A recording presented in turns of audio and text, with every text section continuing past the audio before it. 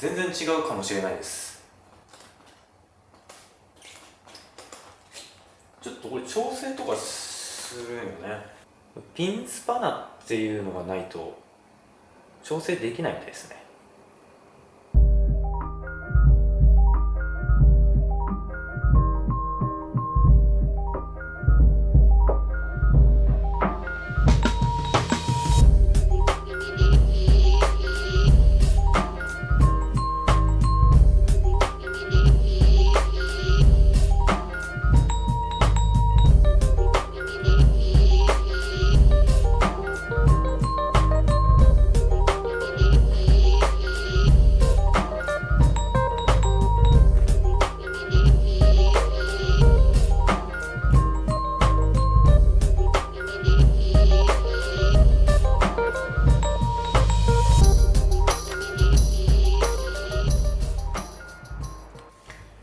ちょっと近所を走り回ってきました。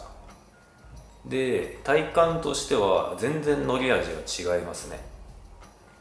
硬い。ノーマルに比べると全然硬い。確かにこっちの硬い方が乗りやすいかもしれないですね。今のこの硬さの調整的には一番硬くないソフトな設定にはなってるんですけれども、それでも硬いですね、ノーマルに比べたら全然。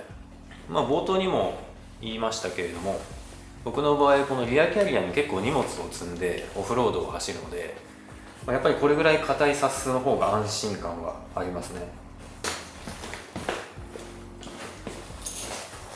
見た目的なところで言うと結構シンプルでいい意味でノーマルっぽくてかっこいいかなと思います。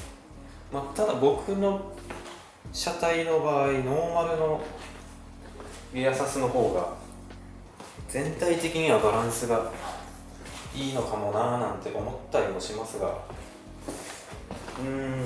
悩ましい。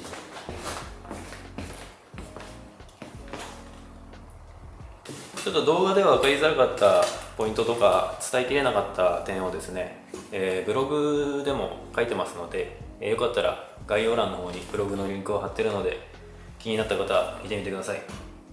ということでモンキーヘブンでした。ありがとうございました。これから雨が降りそうです。では行ってきます。